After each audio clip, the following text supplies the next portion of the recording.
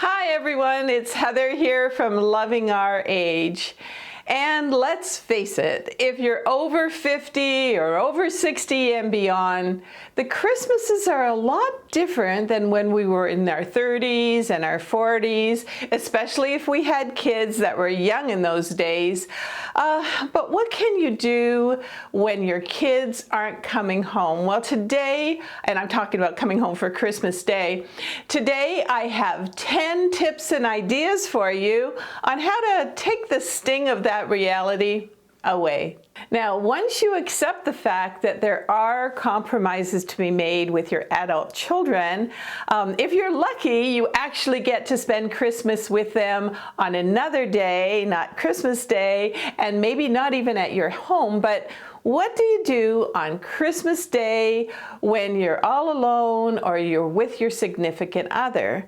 And you know what I mean when I say this, because look at the Christmas tree is up and you've got that feeling that it's Christmas Day, but there are no presents underneath the tree. The wreath is on the door. The outdoor decorations are welcoming, but there are no cars in the driveway. Well, tip number one is keep those decorations up. You know, they're for you, they're for your significant other, they're for the neighborhood, they're for anyone that just happens to drop by. And it's so important that you still feel Christmassy and you play the Christmas music. But let's talk about tip number two. The kids have said they're not coming home for Christmas. How do you handle it? So here's how it happened to me this year with the dreaded text. Hey, can we have our family Christmas on December 22nd this year? And by the way, can we have it at our house?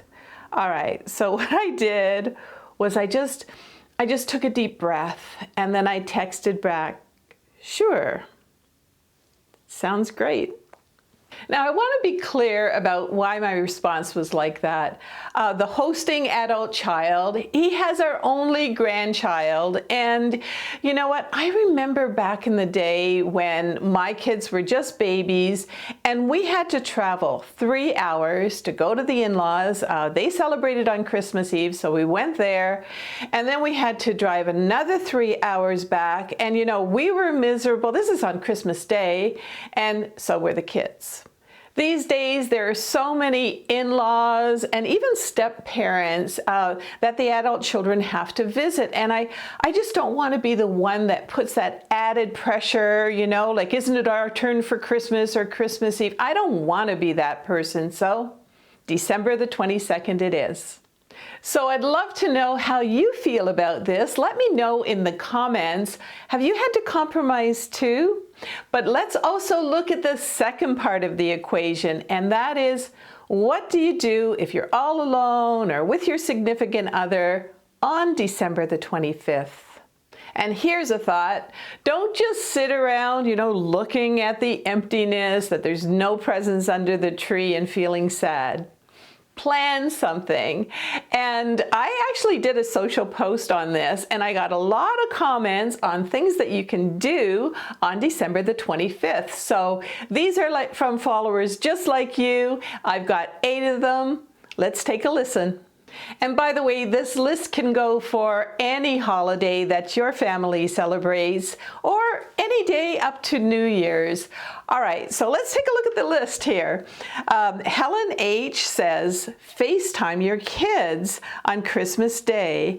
And I'd like to add that also you could Skype or Zoom. And if you sent presents, try to time them for around the time that especially the grandchildren maybe open them or your kids open the presents. All right, Kyla W. says, a holiday tea, botanical gardens, or maybe book a stay in a fancy hotel. And I'm going to add to that, make sure that hotel has a great spa in it. You deserve it. All right, Janine M. Shared how her neighbors are all in the same boat and they all get together and enjoy a meal. That's such a fabulous idea. Yeah, you know, find out what the neighbors are doing. Great one. All right, Dana S. says, we've gone to a movie on the 25th a couple of times. Someone everyone told us they were open. And yes, most theaters, most movie theaters are open on the 25th. And I also know that a lot of the movies, they come out in December as well. So you can probably catch a really good one there. All right, this is great, right? And thank you so much, all of you who commented on that social post that I put up. I really appreciate these. Joy D said she actually enjoys that day with just me and my husband, with the tree lights on, candles lit, and her Christmas village on. So quiet and peaceful. I love that. Claudia B had a beautiful suggestion to try to serve dinner at a shelter, surprise a friend with a treat from their step, or do a random act of kindness. She promises you'll feel great, and so will others. And I love that, Claudia. That's really in the spirit of the season. That's beautiful. Gail K, on the other hand, I'm sure she helps other people too, but she said, football and famous and favorite Christmas movies. Yes, why not? You know, who says you have to have like a fancy turkey dinner or something like that at Christmas? How about pizza and chicken wings? Yay. All right.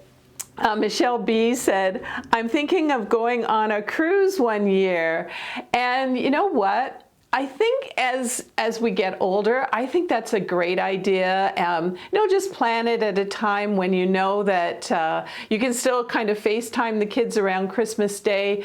But how about being on a cruise? Or for me, I've got a famous place that I just absolutely love in the Caribbean. So I can see myself one Christmas season being on a beach somewhere. And I think it's kind of just the ticket for something we can do in the future. Maybe you're doing it now. Again, let me know in the comments other ideas that you want to share for us about this season.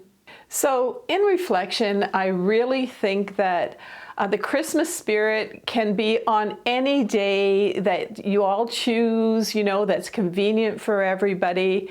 And that way it's the love of family, where you have just a spiritual day and there's no drama. And for me, it's just one more way to be loving our age.